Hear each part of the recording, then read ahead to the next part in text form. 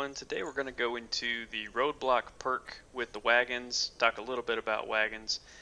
First of all, it costs 600 skill points, which really isn't that much, but it doesn't really do a whole lot for you, except for stop a wagon and maybe a horse sometimes. Um, Essentially what you use it for is you place it on a road and it covers the entire road pathway and it will stop a wagon. It does give you 25 skill points, so you could eventually make your skill points back, and they're relatively cheap to make. They take a few seconds to craft, and you can't start crafting and exit, so you have to wait for them to craft if you're in a pinch.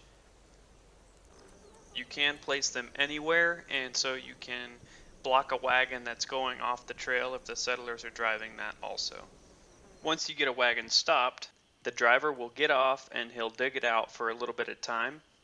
That will give you a chance to get around behind the wagon, loot the wagon, get on the wagon, attack the settler or attack the driver, attack the band that might be protecting the wagon. If you use this in conjunction with some of the other traps that you can set maybe around the wagon for when they get off, they can step into a trap, this could be a pretty useful tactic and technique to really capture a wagon pretty quick. There's a few types of wagons, and wagons are actually where you're going to find most of your groceries, and they have good loot. You're able to get on top of most wagons.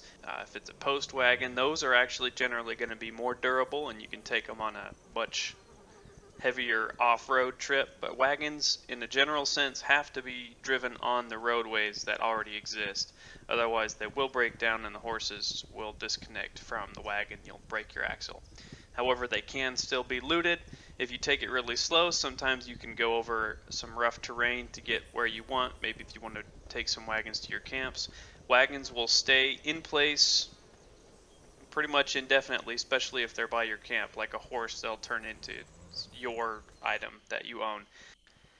Be careful though, because if you stop the same guy a bunch of times, he's going to get fed up with it and he's going to ride over that roadblock. I did this to this guy 3 or 4 times, and he got tired of digging them up.